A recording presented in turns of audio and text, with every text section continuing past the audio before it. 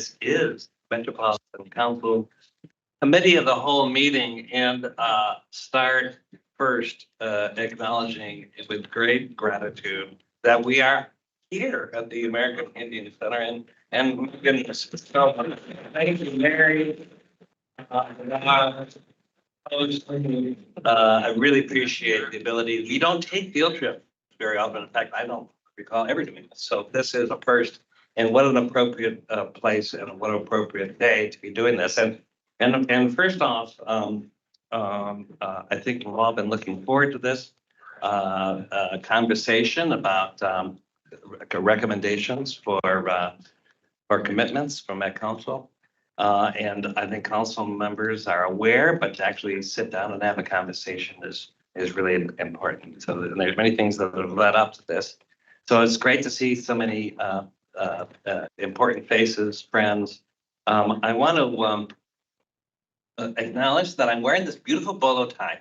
I got this as a gift from Linda Aiken, who was the tribal liaison for MnDOT for many years, and for me 6 years. And I told Allison, no pressure, but we had such a lovely relationship. She made this for me when I left her. So I'm not leaving in a joke, so don't worry. But I thought what a great honor to be recognizing its beauty. You know, this is a chance for us as council members to learn and talk and have a conversation. And we're going to get this started with my friend Robert here in a minute. But I thought it might be helpful for everyone in the audience should know that I think we're live streaming, or at least we're recording. Yes. We are both. Okay. So for those members of the public who are here, know that. And before we get started on this one agenda item we have, I just thought it might be helpful for everyone in the audience to meet us. So maybe starting with you, Tony, just introduce ourselves here. Like, who are these Met Council members? Maybe, and not your whole background, but maybe, you know, where you represent. And I represent District 14, which is the western parts of the city of St. Paul. Wolf, District 16, and I have the western portion of Dakota County and the city of Savage.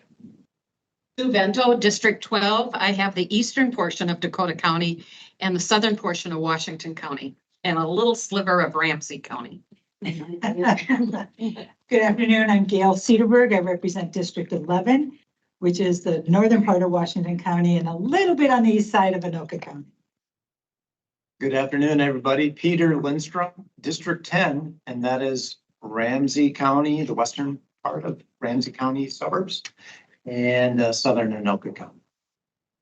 Good afternoon, Diego Morales, District 9, cover the majority of Anoka County. I'm Ann Bloodhart. I'm the general counsel for the Metropolitan Council. Mindy Shipman, recording secretary. I'm Charlie Valley. Good to see so many again. Ryan O'Connor, the regional administrator. Hello, I'm Robert Lilligren. I represent District 6 of the Metropolitan Council, which is pretty much all of South Minneapolis, except for a little corner.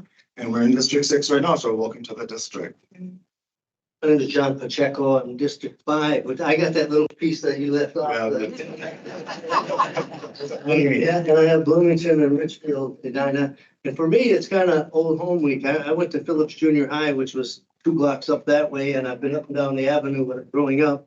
My uncle Rudy did a lot of the Route 25 assessments and worked this avenue for a long time as well. I love the building. Thanks, I'm Deb Barber. I represent District 4, which is most of Scott and Carver County and the Southwest Metro. Hello, I'm Dr. Carter. I represent District 3, which is the western suburbs, about 17 cities.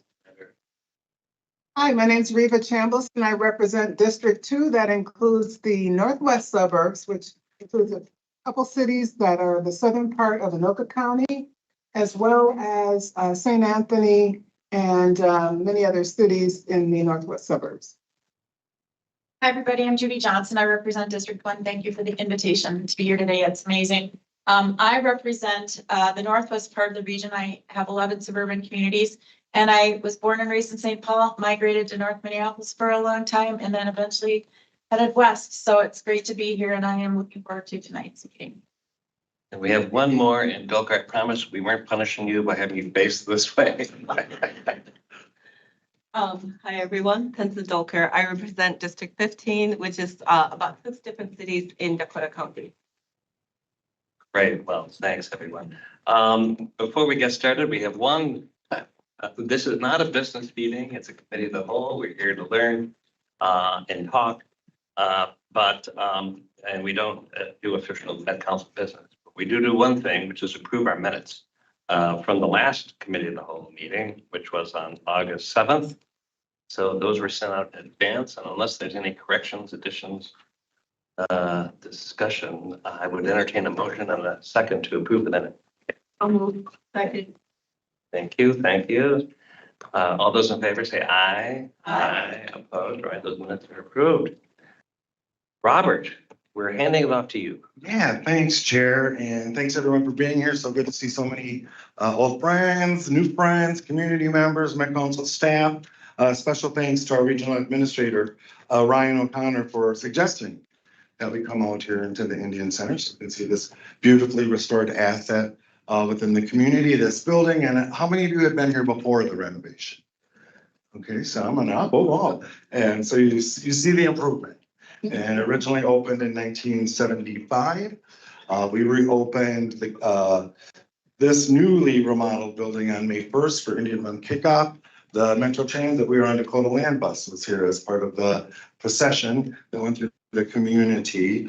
And to say a few words and to welcome us here, I would like to invite the director. No, I don't see her all of a sudden. Oh, there she is. Wait, there. The director of the Indian Center, and whose legacy is this project. She worked 7 years of her life and career to put this project together. I was honored to serve on the Capital Campaign Committee. Met Council has funds in this project as well. And the next project over, and the next project over, and then just up the block at the Native American Community Clinic, which is on the verge of breaking ground. So we've really leveraged our investments here by clustering them on the American Indian Cultural Corridor. Well, Mary. Thank you. I didn't know your meetings were so big when you involve the people. But I really want to welcome all of you here to the Minneapolis American Indian Center. The Met Council had a hand in the renovations and expansion of this building. So it was back in, while we started this process back in 2013. And just the concept, and worked with the Native American Community Development Institute in gathering information and feedback from our community members of what they wanted the Indian Center to be. So it took us a few years to get that plan together, worked with our board of directors and staff with our strategic plan. And then I didn't know that we could get pre-planning, pre-design money through the state legislature. So that was a new thing for us, and something that we were able to do. So with pre-design, we were able to get to some of the design concepts that you see now. And then launched our capital campaign officially after we received the first $5 million cash appropriation from the Minnesota State Legislature. So officially in 2019 is when we launched our campaign, and that was pre-COVID. So as all of you know, with COVID, that really escalated the price of a lot of things, including the cost of construction. As I was telling one of the commissioners, we saw a 20% increase just in 1 year. So I never set out to raise $32.5 million for this project, but that is what it ended up to be. And, you know, with the help of so many, with our capital campaign committee members, which include Robert, along with just so many of our elected officials and a lot of our community members, we were able to make this a reality. And so what we did was renovate the entire building. So we maintained our existing space. and then a one-level expansion. So as you can see, our one-level expansion is part of where you're at right now with our conference rooms. We have also expanded space with our cafe. So it is right along Franklin Avenue. You can see it, it's right over there. We have the Rotunda area, our Two Rivers Art Gallery, and then a gift shop, which has been independently run here since 1979. So we definitely had to put a space there for Woodland Indian Crafts to continue to be a part of this beautiful building. So what we were able to do then with the expansion is build out our Boys and Girls Club of the Minneapolis American Indian Center. So we are a Boys and Girls Club under the Native Services Division. We are one of very few urban organizations that have a club that is not on Native land through Native Services. Most of the other clubs that we work with are on the reservations, so they are on tribal land. We were also able to renovate our gym, new floor, acoustics, a great sound system, and then also put our fitness center right at the top of on the first floor, so that it's accessible for our community members. There's no charge.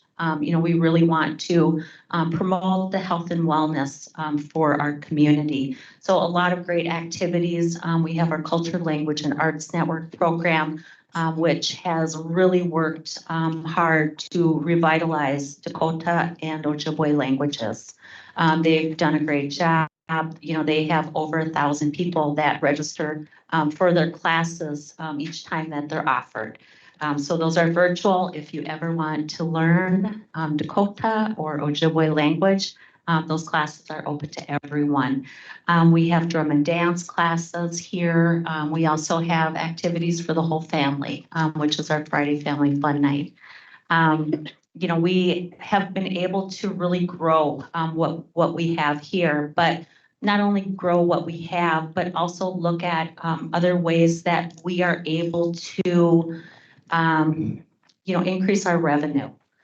Because like most of, my friends that are out here in the audience, we're with nonprofit organizations.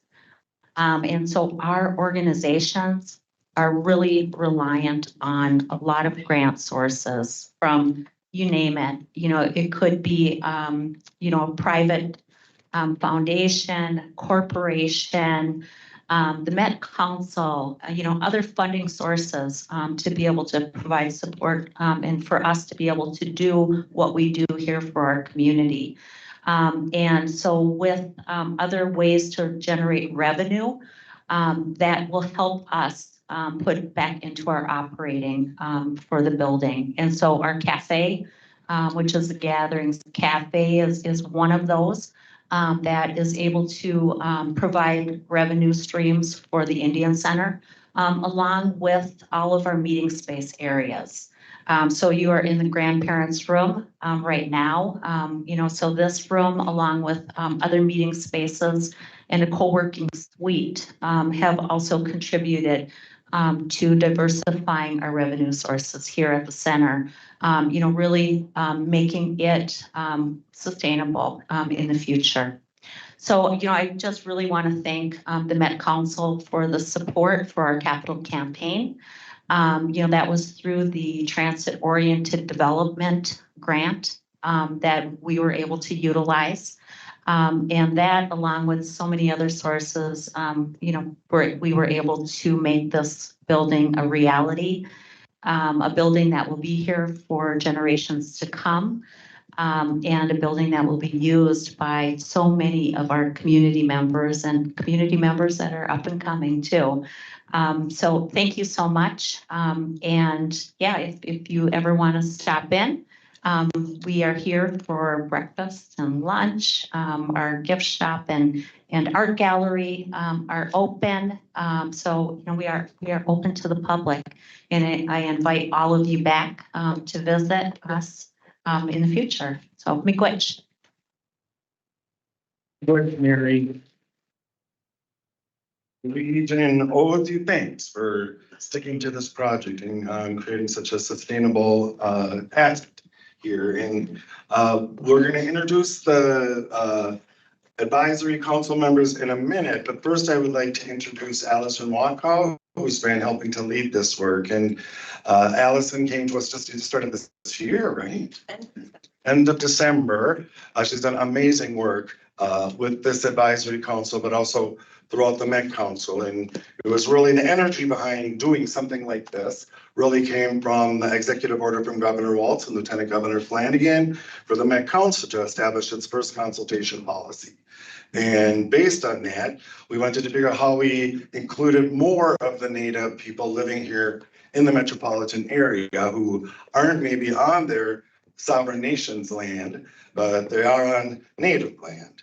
And I think that Allison has done a great job of realizing what that is. So I will hand this over to Allison. Thank you, Robert, or Councilmember Logan. Robert. I've known him for so many years. My name is Allison Waka. I'm a nominee in Navajo. My clans are Taksani and Wassa. And I always like to acknowledge my parents, Mary Alice Sosi and Lawrence Waka, and the first full-time tribal liaison here at Met Council, and started, yeah, so it feels longer than just December, but it's been going by really, really fast, and really excited and honored to support this work with the Land Acknowledgement, the American Indian Advisory Council that was initiated with Councilmember Littlegren, and very honored to support his vision for this community here.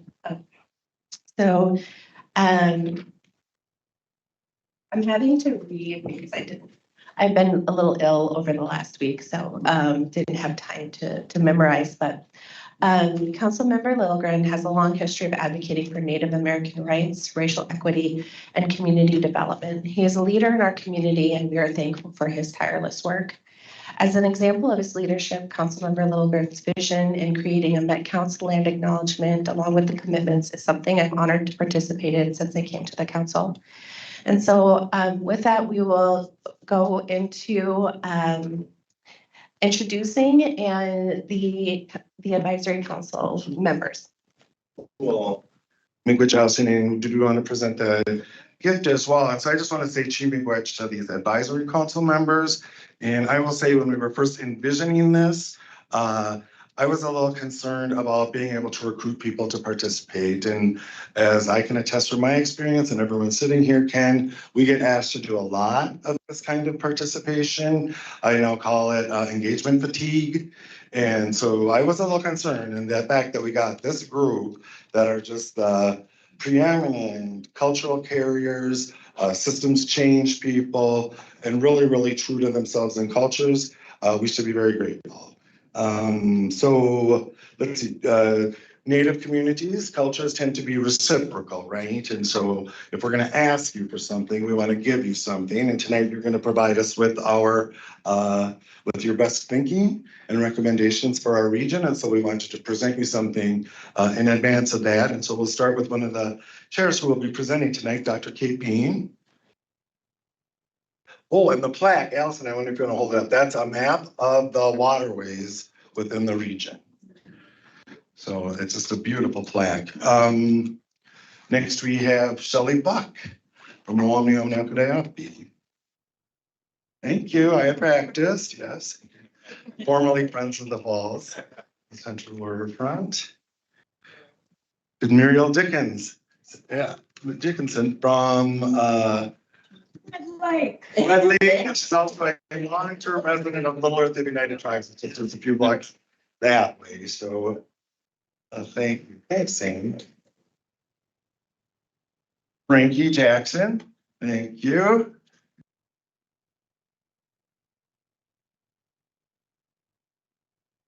There's a few people that aren't here, so yeah, we'll make sure they get theirs. Maggie Lawrence, walk on TP. Yeah.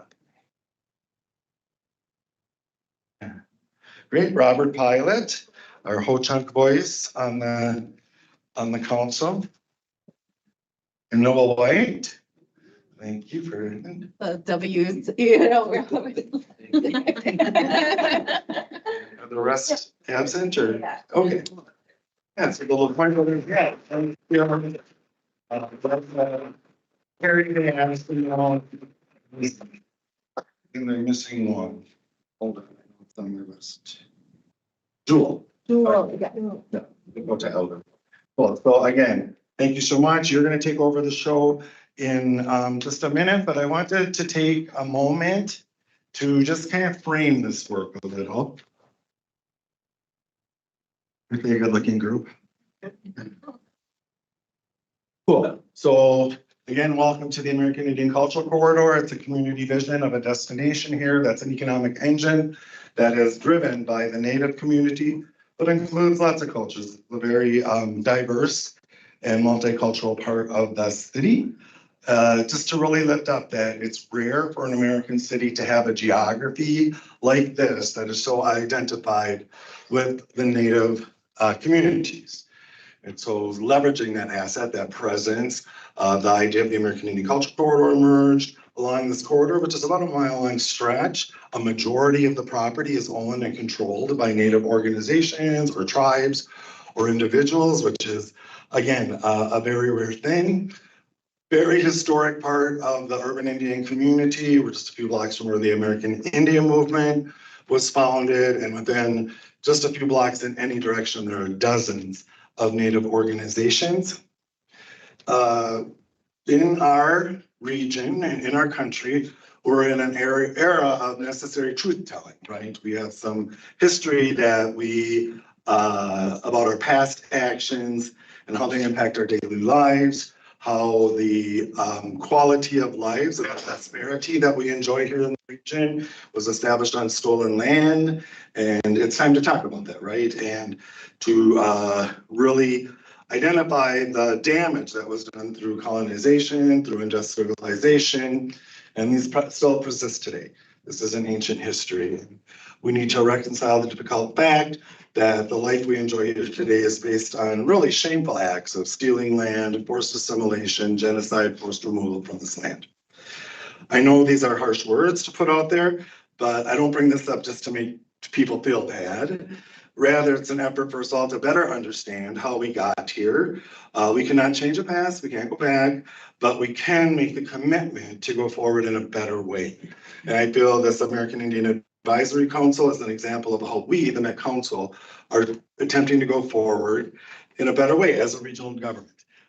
This group is made up of some of the region's most respected and knowledgeable cultural carriers and institutional change agents, and we're lucky to have them here. So, Jimmy Gratch.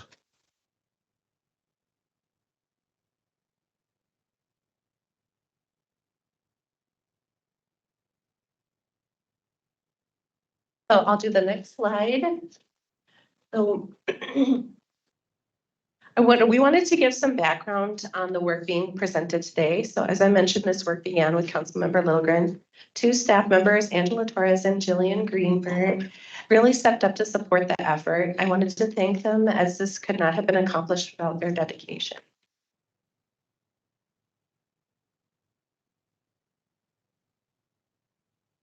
So our first meeting that we had was by suggestion by Councilmember Littlegren using a template that was an elder here in our community, Sharon Day, using the inner circle and outer circle model. The inner circle and outer circle allowed the advisory council members to lead the conversation and guide the planning process for this.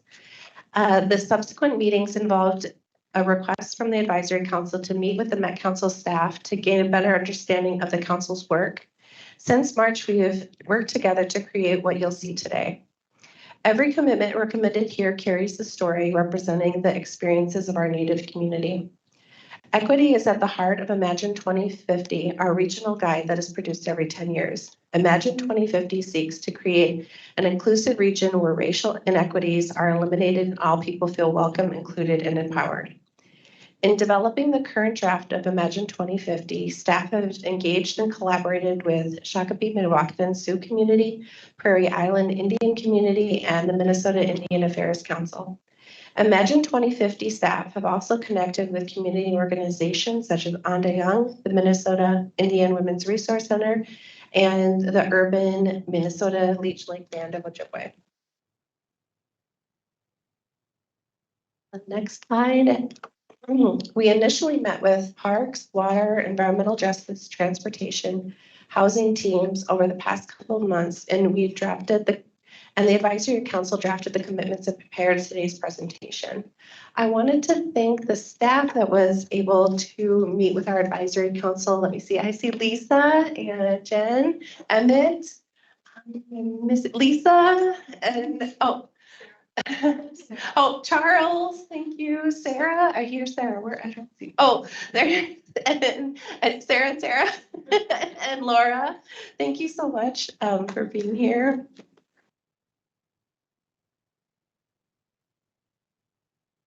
And the advisory council itself has put in tremendous amount of energy, time, and thought into these recommendations and their work with staff. I want to thank them for their contributions and commitment to this work. We invite council members to ask any questions at any time throughout the presentation. And now I will turn it over to our presenters, Dr. Kate Bean and Frankie Jackson.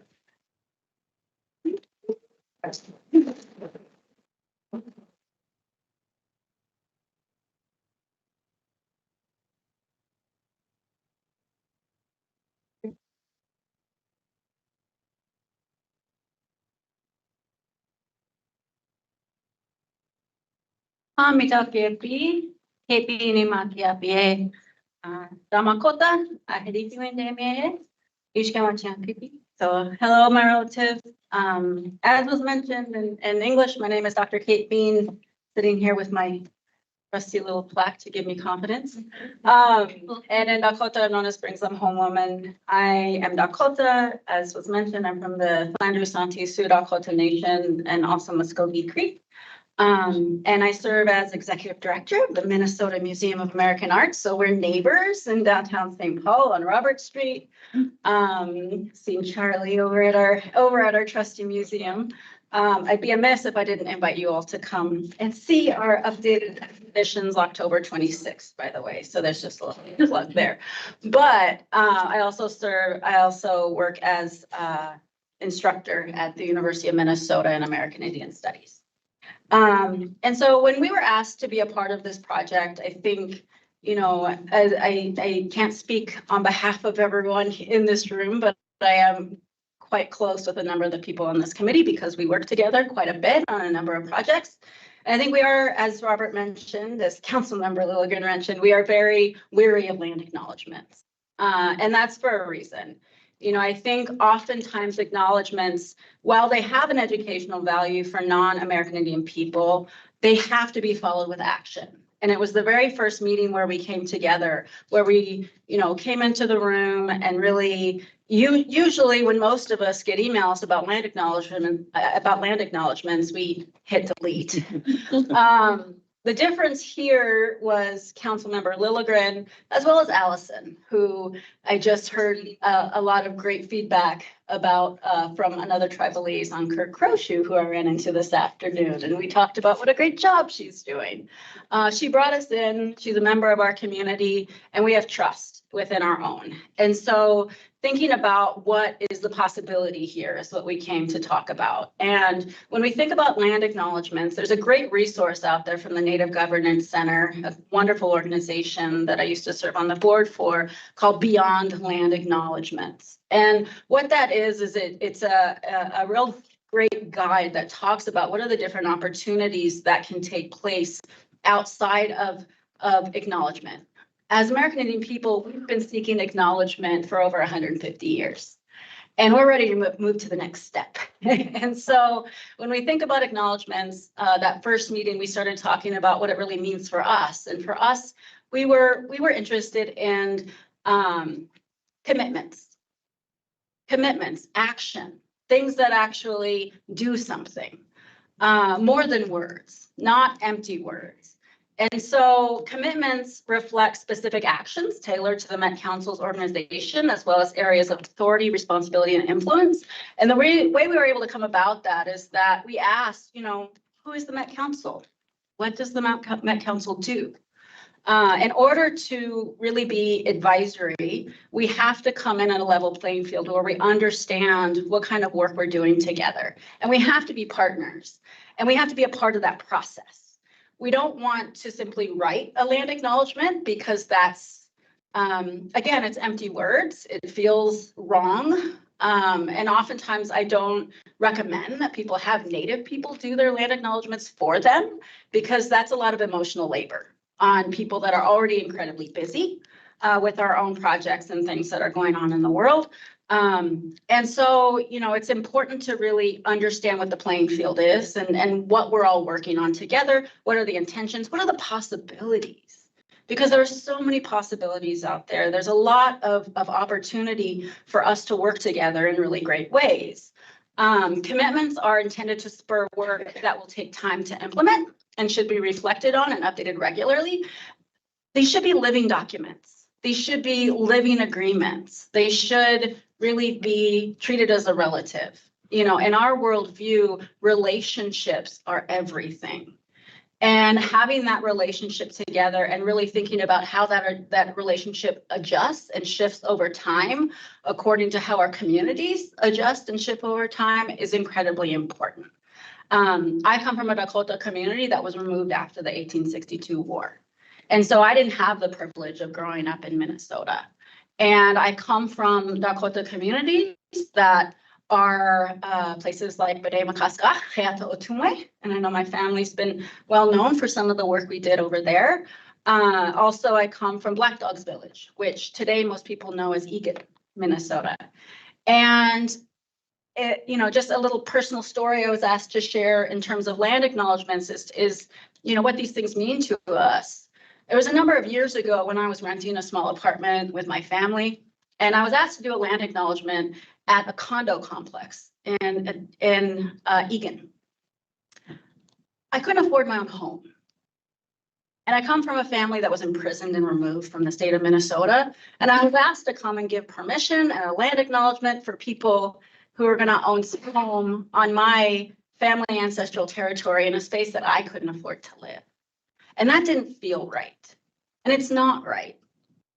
Later on, I lived in South Minneapolis and I served on the City of Minneapolis Reparations Committee. And there were a lot of complications within that process. I was brought in towards the end of the process. And when they realized there was no Dakota people that were involved.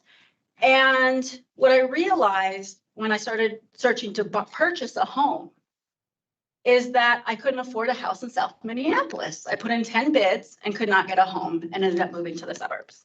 Even when I had my own money and was on a commission talking about reparations, I couldn't be a citizen within my own home territory.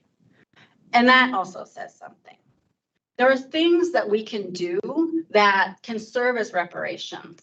And there are things that we can each do and take a part in terms of understanding and educating each other and ourselves and sharing in that knowledge so that we have a better understanding of why things are the way that they are, and so that we can support our communities together. Next slide, please.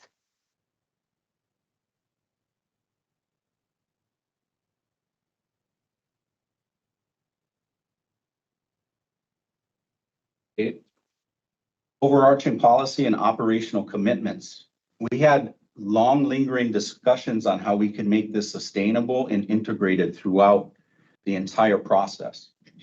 The Met Council will adopt an overarching tribal relations policy that includes and recognizes and in recognition of history and impact, a commitment to staffing and resources to adequately partner with tribes and American Indian communities, a commitment to organizational education, a current tribal consultation and American Indian community engagement policy, and support for organizational change to implement the commitments throughout the region. And again, Kate spoke a lot about land acknowledgements. And I want to just pause here to say this much. The word genocide is very deliberately included here. The history of an ongoing genocide and displacement has been systemically ignored for many, many years. If we have an opportunity to speak truth It's our responsibility to do that. And so, as uncomfortable as some words make people feel, it's also revealing for us to be able to do that. It's liberating. As a responsible governing agency, the council will lead in publicly recognizing the genocide and displacement that American Indian communities survived and continue to endure. The Advisory Council is drafting a land, water, and people's acknowledgement statement for Met Council, and it will be included in Imagine 2050. The Advisory Council encourages the Met Council to understand the value of a statement is to increase recognition of the 7-county region as Dakota land and promote actions towards that.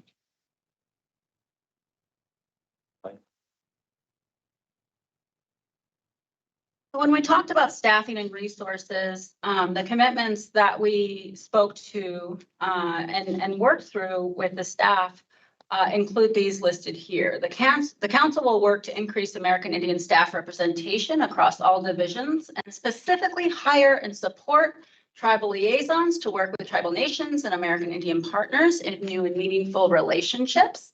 And I think we're off to a great start.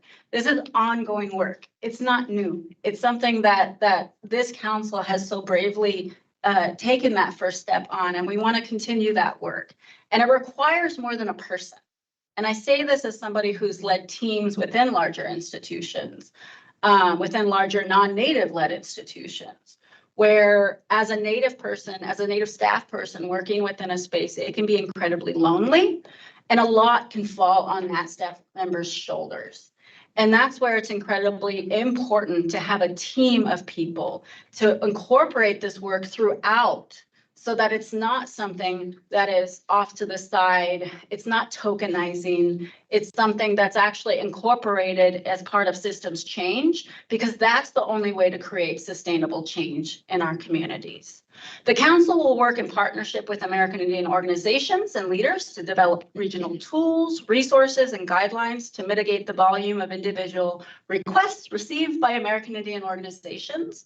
Topics include, but are not limited to, restoring or developing Indigenous place names and land management practices. And there was a lot of conversation about these specific topics here. And I think looking at the backgrounds of the people on the advisory committee, you would probably recognize a lot of that work if you look at the resumes of some of the folks who were in the room talking about some of these things. We're all actively involved in this work across the state and region, if not nationally. And we have, essentially volunteered ourselves to be here to work with you all to understand that this isn't just local. These are larger issues and topics that are being addressed within different spaces, and we know how to do it. It's not new, and it's important, and it's necessary, and it's timely. The council will create a reparative action fund to finance mitigation measures for known and acknowledged past harms to the environment, to Indigenous communities, to Black communities, and communities of color unjustly harmed by past local or council actions.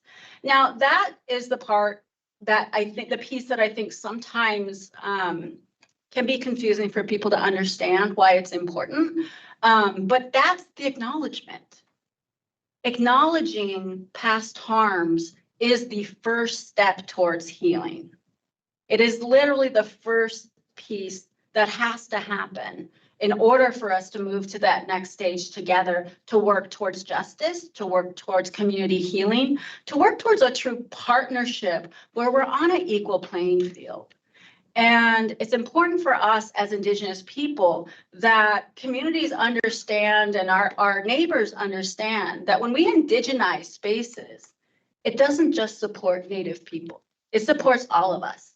Indigenizing is a worldview. It's not just about us, and everyone benefits when you focus on an Indigenous way of systems change and of policy change.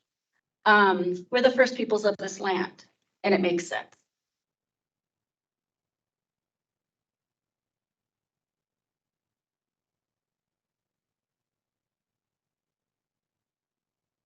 So the council will develop a required internal tribal relations training program and expectations and support for staff to engage in ongoing learning and action.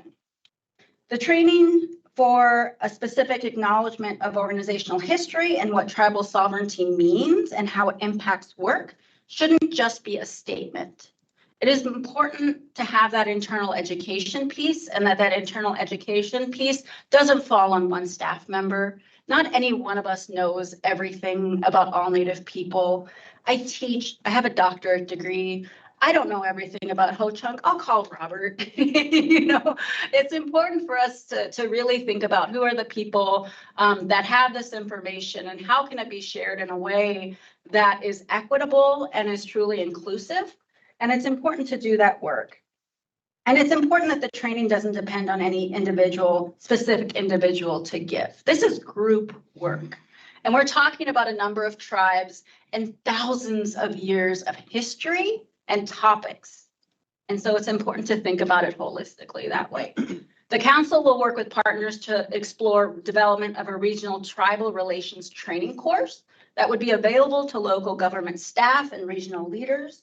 The state tribal relations training is great, and so many people have very positive experiences going through it. It's phenomenal. It's an amazing opportunity. It's a beginning. It also has a limited capacity and is targeted for state government.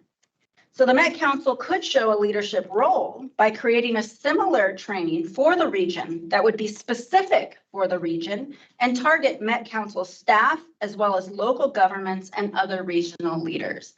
And I can tell you, as somebody who used to work at a quasi-state institution, the Minnesota Historical Society, these types of trainings are so sorely needed and wanted by staff throughout these organizations and these different entities. Tribal consultation and engagement. This is a topic that's near and dear to my heart. As the compliance officer for the Prairie Island Indian community, I have narrowly dealt with Met Council on some really narrow and specific issues. I want to acknowledge the wonderful workers from Met Council who came in and enlightened not only me, but others on all of the wonderful services that are being available and all of the wonderful people who are working for Met Council. And so I've been in the field of cultural preservation this is my 26th year. And one of my greatest takeaways from this experience is I wish I had this knowledge much sooner in my education about the magnitude of Met Council and the services that they provide. And so as we envision how we can bring this information to others such as myself, that's something that I take great interest in, is how can we relay this information to others where we can help make informed decisions when we're dealing with your agency and other municipalities. This is an area, tribal consultation is an area where we have seen some grand improvement, not only from Met Council, but from tribes as well. As Met Council has built up its capacity to correctly engage tribes when it comes to the proper way to engage in tribal consultation, we've also seen tribes build their capacity to be able to respond to those. The council will update the tribal consultation policy to require robust and productive engagement with tribal governments and relevant community organizations, following best practices and international rights for Indigenous peoples. Policy will be easily accessible, include expectations for engagement beyond consultation, and establish guidance for conflict resolution. In support of consultation and proactive engagement, the council will continue to provide funding for tribes to conduct their own site analysis in advance of and throughout large-scale projects. And I want to pause and make acknowledgement for this particular action, which has been increased within the last 2 years here at Met Council. And what this has done by setting aside resources for tribes to actively engage in the cultural resource identification phase of NEPA, what that's allowed to do is for tribes to shift their involvement from that of a cooperating partner to that of a participating partner. And so now what you have is tribal participation that's able to bring forth not only our interpretation of Western science when it comes to a specific methodology, but also be able to incorporate traditional cultural knowledge to help us be better stewards of these places and to make more informed decisions.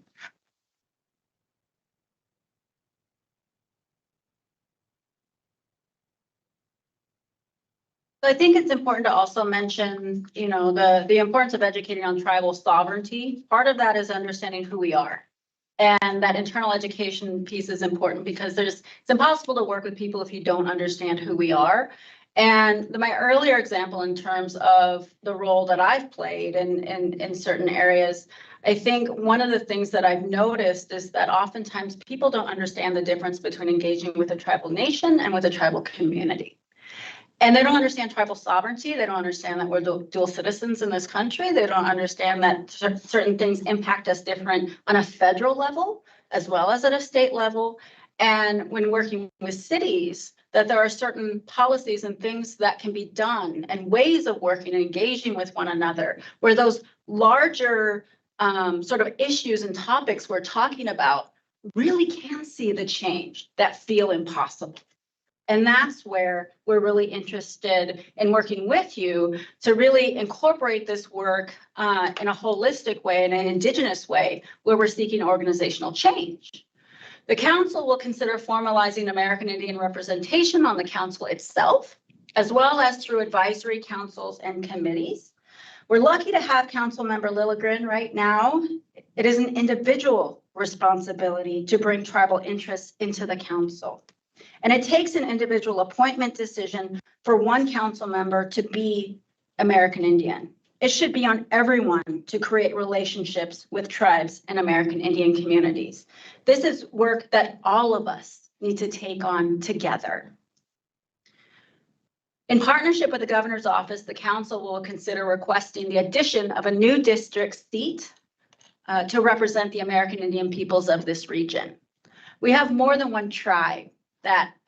We have 11 tribes within the state of Minnesota, and we have a number of tribes that have historical significance and relationships to this place. In terms of today, oftentimes we think about Dakota, Ho-Chunk, and Ojibwe peoples as some of the 3 tribes to engage with most specifically. And there's historical reasons for that, as well as contemporary significance with the 11 tribes being Ojibwe and Dakota. And it's important to realize that not one person can represent all of these different people. That's how we got into the situation with the treaties in the first place. The council will establish a permanent American Indian Advisory Council to continue to guide council activities and hold the council accountable to its commitments. The council will continue to support the advisory council in its current form on an interim basis to develop an implementation strategy for commitments adopted as part of Imagine 2050. So we want to work with you in terms of the things that you're working on. We want to integrate this work in a way that is seamless, in a way that makes sense for you. That is a true partnership, and that is the way to create some of this sustainable change as well. And some of those viable ways we can do that is by creating workable agreements. The council will work to reconstruct its relationship with Urban American organization by establishing formal relationships and agreements to provide ongoing engagement, resources, and to support for Native Indian communities in the region. Some of the work I've been very fortunate to be engaged in over the last 5 years is helping municipalities and tribes develop these partnership agreements. One of the shining examples of that is working with the community of Red Wing, Minnesota, and the Prairie Island Indian community, where they put together a memorandum of understanding that allows both the tribe and the city to jointly steward and take care of the cultural resources and archaeological resources within the city's jurisdiction. We are 3 years into this working document, and we went from a place where Prairie Island Indian community was submitting an application to the National Register to protect certain areas within the city of Red Wing. to developing this memorandum of understanding where the tribe and the city is working cooperatively, again, to steward and to take care of these cultural resources.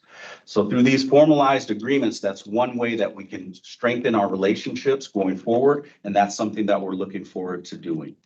The council will update the real estate policy for the disposition of council-owned land to prioritize partnerships with and the needs of tribal nations and American Indian communities.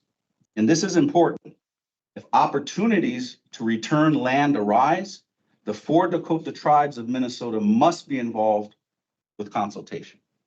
And again, we've seen wonderful examples of how Dakota tribes are partnering with other municipalities to jointly steward and take care of other resources that are important to them. One shining example is the stewardship agreement with Lake City and the Prairie Island Indian community, where 1.5 acres was turned back over to the tribe.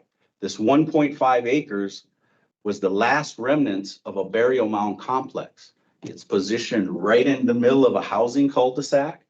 The first notice we got from the city was about illegal dumping in this area. And when we met with the local constituents and landowners around the mound area, to our surprise, all of them felt this incredible need to protect these mounds. And so we sat down and we were able to formalize an agreement which allows the tribe, the city, and the community folks in that area to become stewards of that area.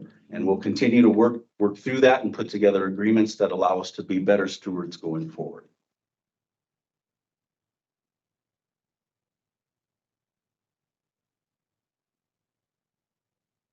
So some of the recommendations that were made include, again, we met with a number of folks throughout the Met Council and were very, I think it was a wonderful opportunity for us to really understand the vastness of the Met Council and the ways in which we already work with the Met Council in different ways, and within each of the purviews of each of us and the work that we do.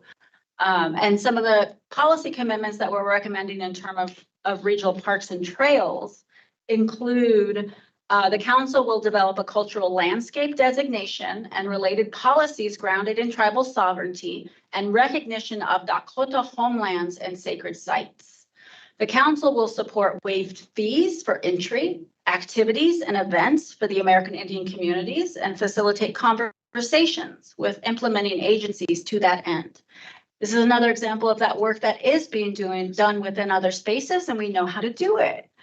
The council will work with partners to do a historical and cultural inventory of the regional parks and trail system, including surveying the location, name, and history of the parks, as well as cross-referencing locations with inventories of possible burial mounds. Within any work, I think anyone who has taken on work within an organization or possibly worked in a museum or, it's important to start off a work with a good inventory. We need to know what we're working with in order to really understand where we're going. We need to make sure that we're on the same page. And so it's important to do this work.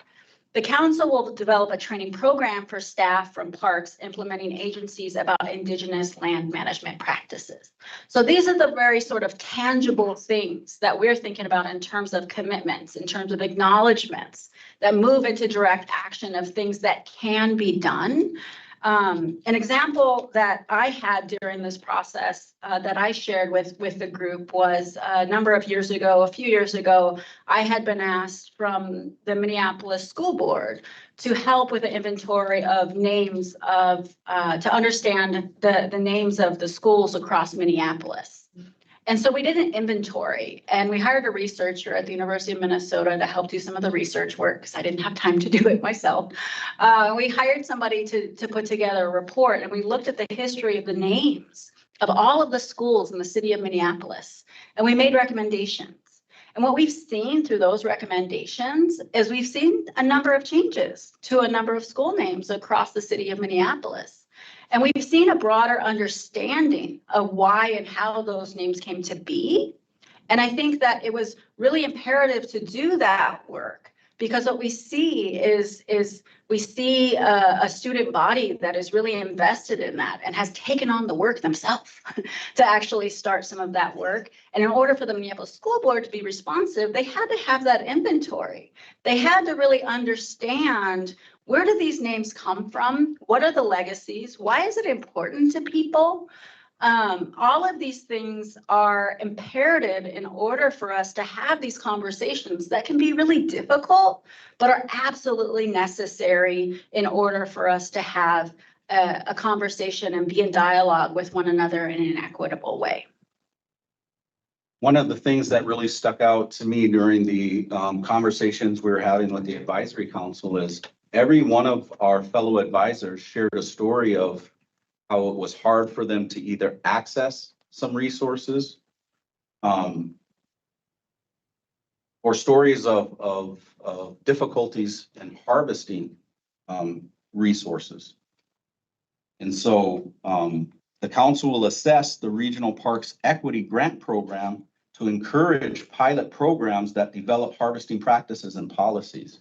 Through my work, I've been really fortunate to work with land managing agencies within our urban area over the last 3 to 4 years to help facilitate Indigenous members who want to harvest resources from certain lands. We're doing this good work. Many of the work around the topic of permit access is being discussed with other land managing agencies right now. And I think this is a perfect opportunity for Met Council to engage communities, the Native community, in this topic of discussion. The council will convene conversations with American Indian partners and implementing agencies to develop policies and processes to ensure harvesting is respectful and meets community needs. Again, that can only be done by engaging your Native American community. We are the original stewards of this land. Many of the resources that are on these public and open areas are still used in our everyday life. And so one of the powerful examples I've been fortunate to witness in just the past 2 years is a mother-daughter duo who came to me 2 years ago and said, we would like to bring back the artistry of making mats, Dakota mats out of hard stem bulrush. Do you know where we can locate hard stem bulrush on any of the public lands? I didn't know right offhand, but I had access to folks who could help us locate those resources. And to our surprise, there's quite a bit of that. And so I was fortunate enough to be out with this mother and daughter duo when they went and harvested this bulrush for the first time. And the mother didn't know how to make and produce the mats. She just harvested the goods, and then she went to a knowledge keeper in Wisconsin who taught her and her daughter how to make these bull mats and rushes. And wouldn't you know, a year later, they're holding community classes where they're teaching others within St. Paul and Minneapolis area. And so again, this is just one shining example of how we have an opportunity to bring back the artistry of creative artwork, but also a way to connect people back to landscape in a natural way. And I'll just add here too, I think it's important to understand that harvesting, while it's important to think about harvesting in terms of its nutritional and medicinal value, I think something that oftentimes people don't understand about who we are as Indigenous people is it's a part of who we are. Harvesting, I raise my daughters, we all raise our children and grandchildren to harvest. No matter whether we're living in the city or the suburbs or the reservation, we raise our children harvesting because that connects them to the land physically. There are stories that go back thousands of years that connect us physically to the land, that teach us how this is to be done, the proper way, the reason. There's language tied to it. There are our own names for these plants and medicines and these materials and resources. And these connections, each one of these plants has a value. It's a living relative, and we're connected to that. And it's important for these beings to continue to live. And it's important for us to be able to share that knowledge so that all of us have a better understanding of this place that we all live in and love. I think it's important to understand as well that Native people are going to harvest. whether we're in an urban area, whether people are spraying chemicals, we want to keep our people safe. We want to keep our children safe. We know where the choke cherries in the Twin Cities are. We know where, you know, the medicines are within the areas that we live. And we want to keep the land and the plants and the medicines and the resources healthy because that continues to keep us healthy as a community.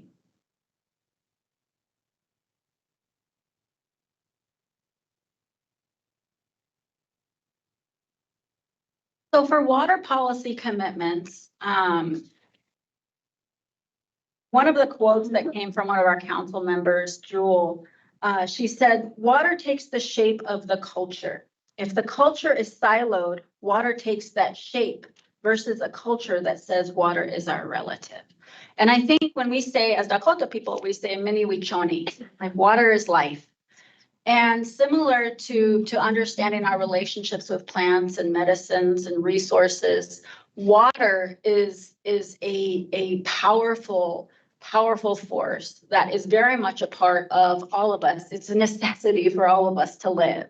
And so we all have that same commitment of wanting to keep water healthy in order to stay healthy. But I think it's important to understand the ways in which water and water quality impacts our communities differently as well.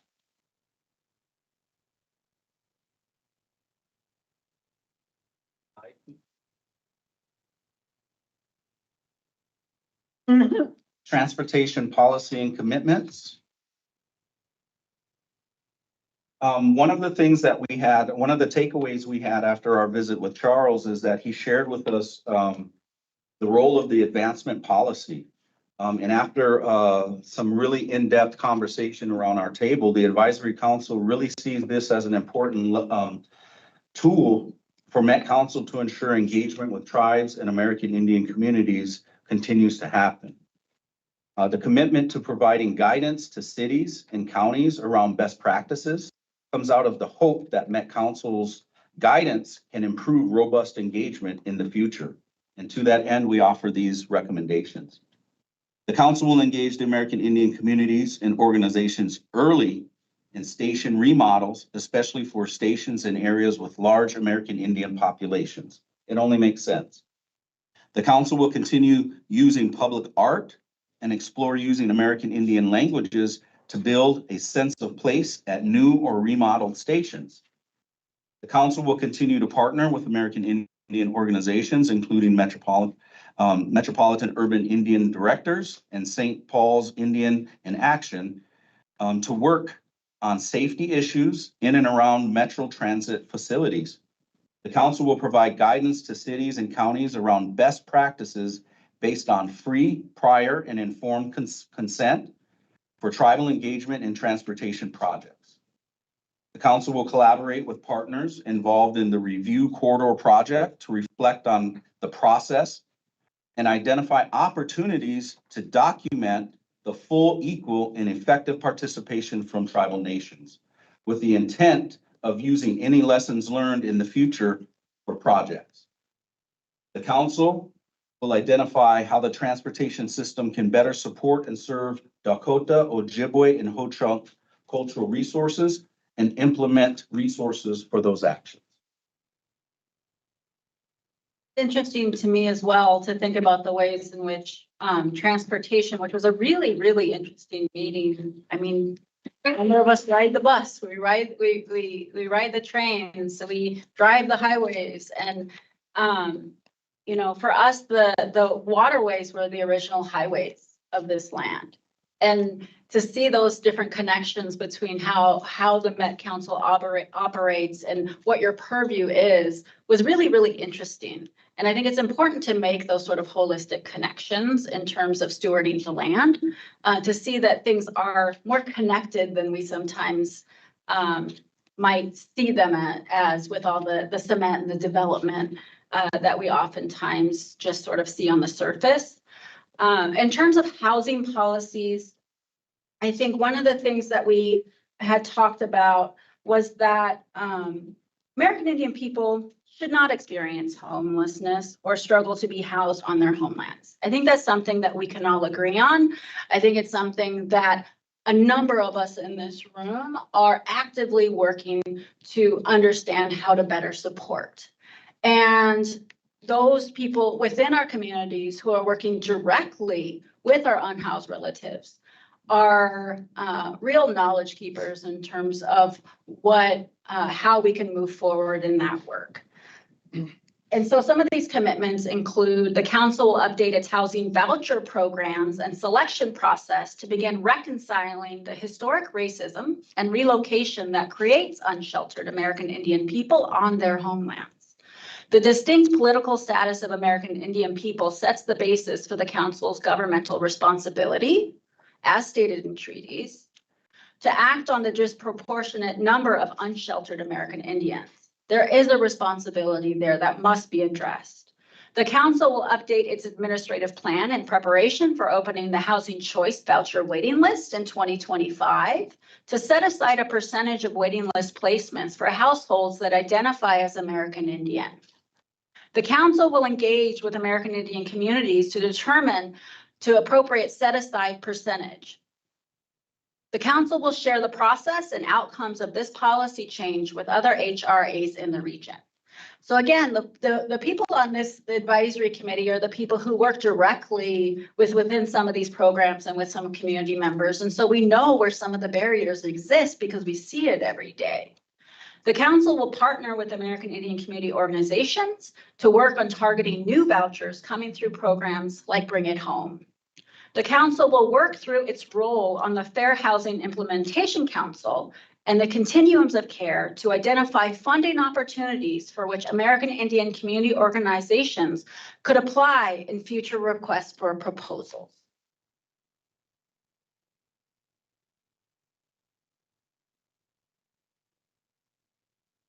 So this is a long one. Housing is a big issue.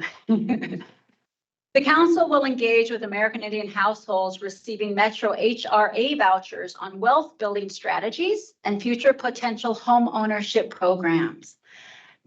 If any of you have taken a look at the statistics in our communities in terms of American Indians and home ownership, I think this one would make a lot of sense. We need more support in that area, and it's absolutely essential that we be supported. The council will identify ways to increase investment in American Indian organizations and projects by reducing barriers to accessing grants and funding with a priority for American Indian organizations, providing supportive services for residents, or developing deeply affordable housing. The council will explore the inclusion of fair housing guidance specific to tribal citizens for communities and development partners in the region as part of housing policy resources for communities seeking to meet fair housing policy requirements for Livable Community Act grants. The council will partner with American Indian organizations to develop relevant technical assistance on home ownership programs for American Indian people to increase understanding of the programs in the region's housing sector. And some of these examples are direct responses to things that a number of us experienced when we were trying to purchase our own home. There are certain opportunities out there for American Indian people that are available through Woodlands Bank. There are funding opportunities to support us in purchasing homes. But when you go out to purchase a home, realtors and banks don't know what those opportunities are. And so we end up having to educate the banks and the realtors ourselves. And there are many in our community members, many of our community members who aren't versed in these things and who simply don't know what is out there. And so there needs to be more support to help make those connections for us.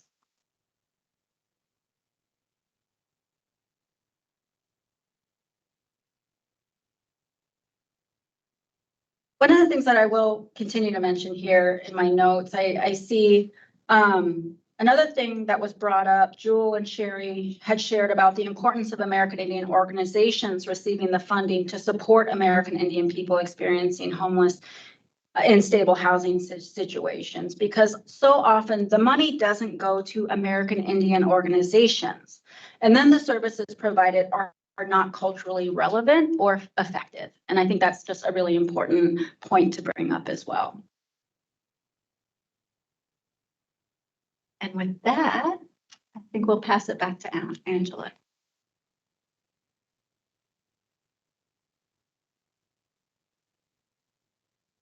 Any questions? Hey, thank you, and thank you.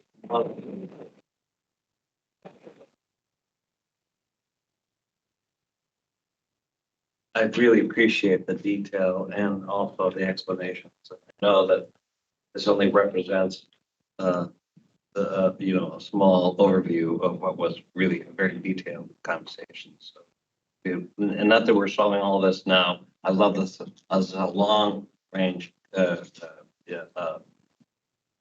goals, and the idea of just shifting to commitments rather than just words is coming through loud and clear. Any questions? Member Barton. Thank you, Mr. Chair. Just actually a couple of comments. So I joined council in 2025, so I've been here for a while. As I mentioned in my intro, my district is District 4, which is Scott and Carver County. So it is the only district that has a sovereign nation residing within it.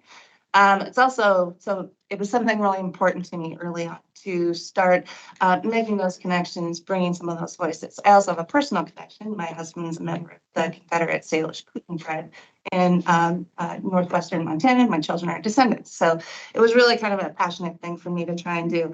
And to see it evolve to this point, to see it talking to commitments, to have this wonderful group of people working on this and leadership of Robert, just to see this is just very fulfilling to see it actually moving to action instead of words. Like, how can we make these things really happen? I would love to talk some more about sort of the local government tribal relations training and agreements with cities to establish some cultural areas, because I personally live in Shakti. So, there are areas that SMC is purchasing, but it's that sort of relationship between the city and the tribe to set side areas aside. So I would love to have additional conversations about that. And then also, I appreciate your comments on Riverview. So I chair the transportation committee for the council, and we had a presentation from the county on Riverview last week. The council members that were there, if you get a chance, maybe go listen to that meeting. We had a lot of comments, a lot of them very focused on the need for additional tribal engagement and an understanding of not just presenting to, but consulting with, and that sort of discussion. So I'd love if you guys would take a listen to it and then provide us some feedback too if we're missing something. That's very helpful. That would be wonderful. I know there were a number of us on this committee that had been in some earlier meetings. And so we had a lot of questions about that process and wanted to make sure that Native people and Dakota people specifically, because of the site of that river corridor project going right through Fort Snelling, through Badote, and a very important sacred site, that was imperative that our voices are a part of that process. We agree. Councilmember Jones. Thank you, Mr. Chair. Appreciate what Councilmember Barber said. I was in that meeting and I thought it was very enlightening. So, and if council members haven't seen that yet, that's a good one to watch. I was really interested too in the consent. It wasn't municipal consent, but there was another word that you used in the presentation when projects are taking place. And in state law, we've got municipal consent for projects and our cities are engaging. But I think it's just very important that there be a role for the American Indian Native community to also be in that consent process. So I don't know, at what point in this process, because I'm new at hearing what your recommendations are, but formalizing that so that it's not just a wish or a want, but it's actually made to be part of full process that we, have to consider, throughout projects that we're doing. So I think, again, and it goes to just when we and I'm just talking about transit and transportation, but about the stops or the stations or that, it's bigger than asking community what they want. It's actually understanding that this was Native land and what should this represent. And I am very interested in how to formalize that into the process so that it's not missed. Absolutely. This is Native land. And so I agree wholeheartedly. Yeah. And that's how we make sure that that work continues in a way that is truly inclusive. That's how we continue to work together is to ask those questions and to move forward together in that way. Mr. Chair, if I can just quickly Sure. follow up with one other thing. I'm a former mayor of Plymouth. And I also know that there was the term make the training available. And and we can't mandate anything. I just hope that we can really do a robust opportunity for inviting communities in to understand the full body of work and how to implement that, not just in their comprehensive plans, but inviting community into even the development projects that they're moving forward on a monthly basis locally. So it's making me think very differently. I appreciate it. I actually live in Plymouth. I was finally able to purchase a home in Plymouth. And so my parents actually live in Plymouth as well, and my children go to school in Plymouth, and I wholeheartedly agree. That's our home territory as well. And the National Association for Tribal Historic Preservation Officers has published best practices for engagement, so I'll share that with you. Thank you. Great, Councilmember Wolf. Mr. Chair, I was curious about some more information about the housing vouchers. In your recommendation, it says people who identify as Native. And I know there's been a lot of tension in the past on Native and who's not within the community. Did you have a recommendation on how that should be defined, or is it just simply if somebody says they're Native, then they are? I think oftentimes we recommend self-identification, simply because, you know, the ways in which identification happens across tribal communities is an outdated system. It's based on blood quantum. And it's based on an old model of thinking. And, you know, we also have a number of community members who aren't able to enroll within their tribal nations. And we have children and grandchildren who aren't able to be enrolled, but who still very much are Native. And they self-identify as such because they're raised as such, and they are. And I think it's important as we move forward as a community to really think about how do these things survive into the future? How are we going to survive into the future as community members? And we have to be realistic about that, while at the same time respecting tribal sovereignty. And so, you know, it's imperative that we understand that self-identification is not itself a barrier. You know, when I've worked within museums and historic sites and other spaces that require self-identification for people to identify as Native for entry, oftentimes the word is spread through, it's spread through word of mouth. There's ways to word some of those requirements in a way that are really inclusive, in a way that makes sense. And the majority of the time, you're not going to see a lot of people who self-identify who aren't. That just doesn't happen as often as I think people think that it might. While it does help it happen in terms of sometimes, like if you look at the Arts and Crafts Act, the Native American Arts and Crafts Act, and self-identification there also requires that a community claims a person, that there's a community connection. There are, again, policies and ways of doing things out there that can help us to understand how to word that in a way that makes sense and is equitable. There are other tribes and communities who have addressed this very issue and have come up with some really creative ways to be more inclusive for their membership. Oh, Peter. Thanks. Thank you. Fantastic presentation. I'm curious about the Reparative Action Fund, which is proposed to mitigate harms that local governments and council have taken. Wondering if you could talk a little bit more about that. Are there specific examples that come into mind? Projects in redline communities or funding projects impacted by highways that went through the middle of town? Are those some of, is that what we're talking about here? Are there other examples? And I'm particularly interested in past council act. Absolutely. I think that there are examples across the world to really look at and to understand in terms of understanding what the possibilities can be. But we have to be willing to look into those possibilities. In terms of that conversation with that meeting, I'm trying to remember some of the details. Chair, and yes, if I could, we were part of that conversation in our very first meeting. Part of the equity framework that the council has endorsed in Imagine 2050 is not only contextualized, community-centered, but also reparative. And that reparative action really can be a multitude of things. It can be repairing the natural environment. It can be repairing past actions, repairing relationships, which I hope that we're working towards doing in some aspects. But it can also be much broader and yet to be determined, right?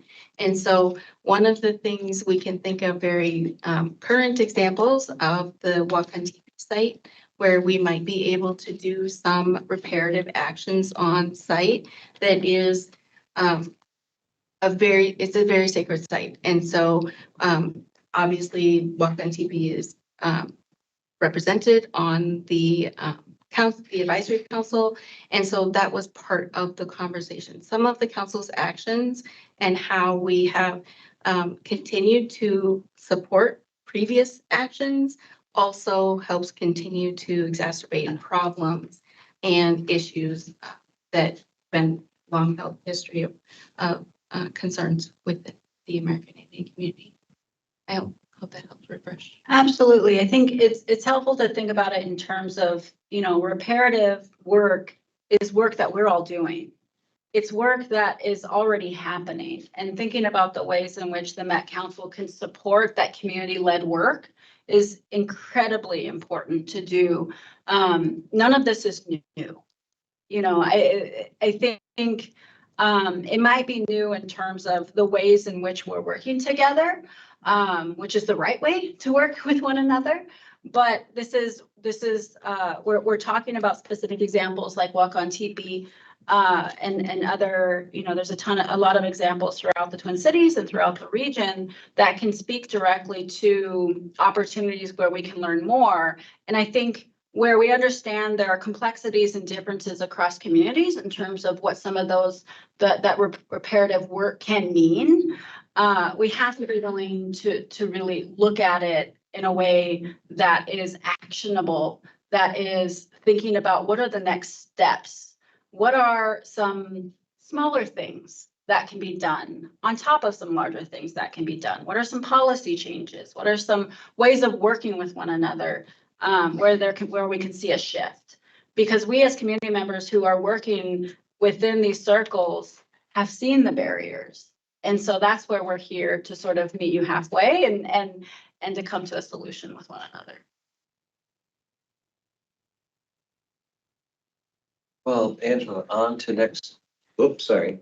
Oh, yeah, sorry, Mr. Chair. Go ahead. Thank you, Mr. Chair. I was thinking as training for staff and council members, we hire a lot of people. And so somehow that's got to find its way down in procurement, some kind of necessary training for every person we hire before companies are, we have a lot of people going on lots of properties, doing lots of work, some invasive work, some not invasive work. So somehow just to put an asterisk there about, not sure how that would come about, but that's another opportunity. Having worked for the council for many years and been on lots of sites as well. So there's just one more level that we should think about. Yeah, I think one example I can use, I've worked with a number of museums locally that have really looked at institutional genealogies and institutional acknowledgements that really think about what are the past relationships between the institution and the communities, and then holding that acknowledgement and that accountability by incorporating some of that into the employee handbook. Incorporating that education so that a piece of it does go to everyone who comes into that workplace. And so it's very much is a part of the HR side of things, I think. And that work is happening in really great ways across the Twin Cities in a number of spaces. And I think we've got a lot of great models to understand how to do it. So Another question. So I chair the Environment Committee, which has a jurisdiction over water, wastewater, our planning. And I love the point about water as a relative. And I'm wondering if you could talk a little bit more about what that means to you. When I envision that, I sort of put myself like next week, if I'm voting on plant improvement at one of our treatment plants. If I'm voting on a sewer project along Lake Minnetonka, I have to like think about how this will impact the lakes, the rivers, the streams in the area as if they were one of my relatives. How would this impact cousin, or my mother, or my brother? Is that the right way to be thinking about this? Partially. I think that that's a really good start. It's important to also understand that water is a living relative. It's not just about people. It's understanding Mother Earth, Grandmother Earth, Unchimaka, Kunchimaka, whatever we want to call Mother Earth. Depending on what dialect you speak. You know, we see the earth as a relative. We see water as our relative. And we're all made up of water. And water is absolutely essential for our survival. And we have to advocate for these resources as living relatives and not simply objectify them and see them as under the ways in which they can serve us. We have to think about their health holistically.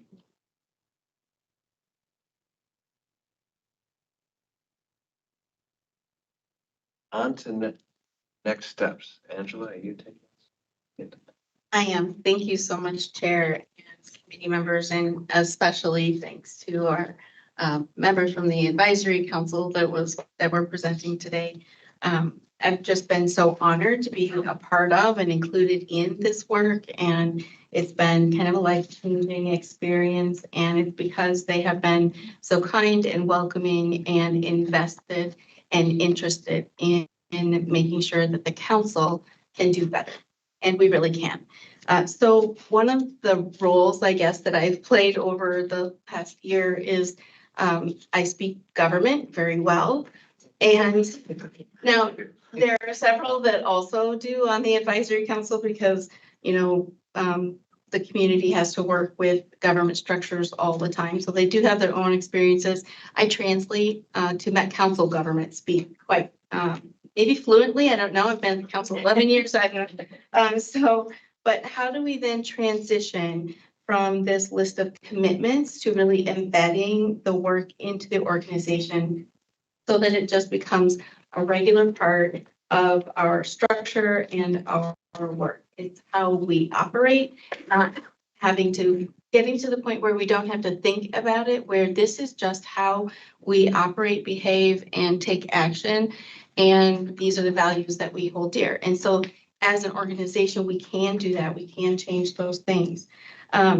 What we do next, though, is to really take these recommended commitments and work through the appropriate venues. Sometimes that would be at a committee of the whole meeting. Sometimes that would be at a CPC meeting, or sometimes it is internal with staff and like, well, I'm just going to not use this term anymore, or so there are lots of little things and big things that we can do. And so we will work on that to identify implementation actions. One of the things that we need to do is to continue working with the advisory council.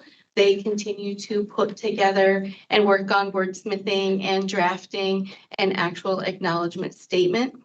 Sometimes those acknowledgement statements come first, as the members have mentioned today.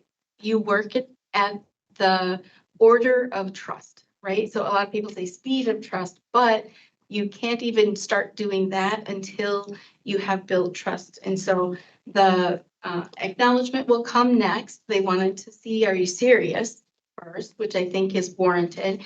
And so now that we have worked to bring in Met Council staff and partners to the conversation, I think that we are able to now work on an acknowledgement statement.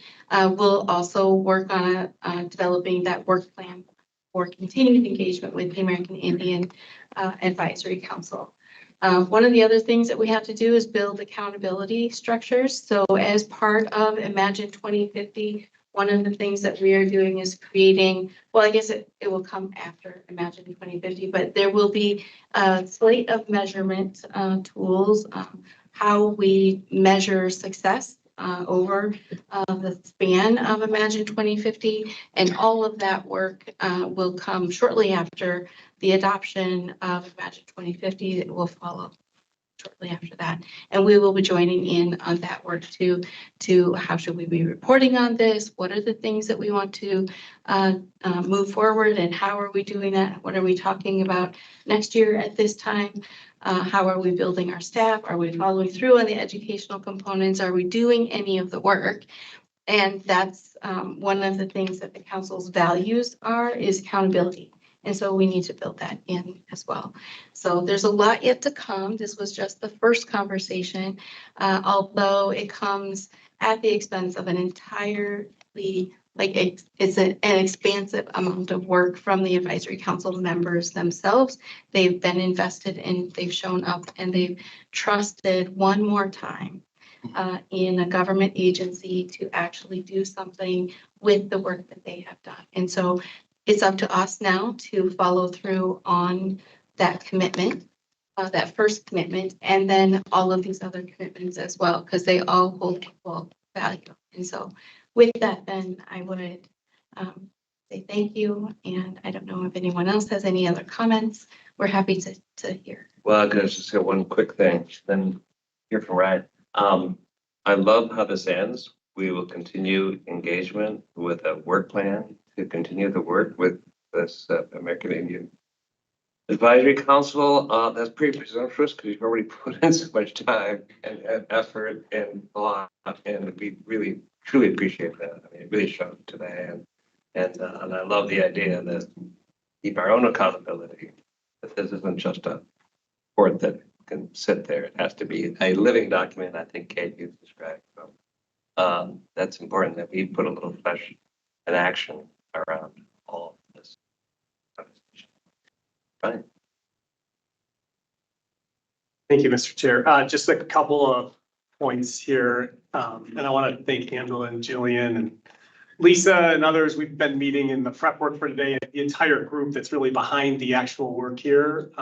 The chair and I had a chance maybe a month and a half ago to sit in this room and hear a walkthrough of a lot of what was seen today. And it was an opportunity to ask questions, but also talk about what's in here and give initial thoughts and feedback. And it, not to change what was being recommended, but to have an opportunity to sit in partnership while building up to today, which is what culminates in today's presentation in the same form that we got to see at that time. It also allowed then for the chance for me to get to go back with our team and work a little more on like, what does it mean and how do we move it forward? In terms of tangible outcomes today, the number one thing I would say is that there was the ask to continue having an advisory group go beyond the initial life of maybe being a part of 2050. And you're hearing both an interest in that, and I'm asserting there is a need for that to continue. At some point, if there is a need to formalize that with the council, we'll evaluate as we go. But in the short term, as you can see, there's a lot of work in front of us. We have great partners that we're working with. It's extremely important that we continue that work moving forward, both from an accountability and authenticity standpoint. I appreciate seeing some nonverbal affirmations here in the room. And if you have any questions on that, please let me know. We can talk about it more after. But that was something that was made as an ask last time we came today, knowing that that would be a part of our ongoing piece. I also want to raise that on the legislative platform work that we continue to do, the need to compensate community members on advisory councils as a part of our work is a really big and important thing that we don't have legislative authority to do yet. It has been a priority in conversations over the past week with the important groups that we need to be talking to right now. It's a high priority for this organization moving forward. Today is but one of many examples as to why that is. I don't need to tell this group that, but while we're in a public setting, I wanted to assert that again. And in the meantime, I want to thank you for your time and wisdom and guidance and willingness to do the work, even in spite of some of those institutional barriers we are trying to work through with you all. And work like this actually makes it possible to break through barriers that benefit our community for a long time to come. And so that's a clear part of a focus going forward. And I know the council's been very supportive of trying to work and break through that work, but today is one way that we can help tell stories around that. And we're going to enlist your help through this legislative session. And I just wanted to make that ask while we're all here today and thinking about it front and center. The last piece I'll just end on, in the planning and the run up for today, there's often this feeling of like, let's lay it all down on one page if you're a linear thinker and say, this is how it's going to move. And truly the authenticity of big government systems and movement mean you can't put it down on one simple page in one simple place. That actually makes it very easy to put off to the side when the council changes or staff change, et cetera, et cetera. It's how do we actually think about how work moves through the existing organization, and how do we always evaluate how to improve the way work moves through our organization to make sure we're truly reflective of the full region in which we are here to work and serve and represent. And so there isn't one simple answer. And Angela did a great job in saying there's committees of the whole, there are committee structures, there's an equity action council, there's a full council. And the answer is a little bit of all of those. To Councilmember Lilligren asked a question about environment committee. And part of my answer would be, there'll be times when those conversations happen there, and they'll happen in other committees as we go around as well. I'm picking on you because you teed it up. His name's Lynch. What did I say? Lilligren. Oh, I looked here and looked there. And I'm wondering, wait, Councilmember Lilligren, nice to, sorry, I apologize. It was going so well up until it wasn't. And apologies to you both. When you're giving credit. There you go. And so I think every committee should expect that certain elements of work will come back. And this is where I just want to give a shout out to, on the staff side, the level of authenticity that's come in alongside the partnership with community. It was great when getting to see these recommendations to hear that it was shoulder to shoulder work, as was described so well today, that led to the recommendations in here. So yeah, some of these are more aspirational than others. Some are very doable today as we leave this room. Some will take some work as we go. And some are about cajoling, convincing, bringing along other partners in that work. But these were developed in partnership with leaders across the organization who look at our work, look at the policy direction you all establish and the work of this organization and say, how do we move ahead? And so there's a lot here to move, and in the committees to come, we will continue to do that. So thank you for a chance to kind of clean up on that. Apologies for not knowing who sits around the table. I'm going to work on that in my next 6 months. Well, Ryan, I think you really summed it up.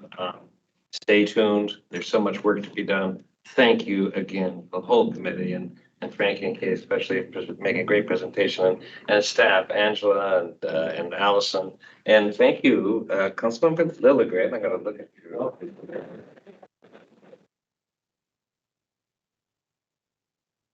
And get us to a start, because I think this is a beginning, not a codification. So with that, we'll have a chance to, there's a little more banana bread and water. So stick around, but this formal meeting is adjourned. Thank you. We all.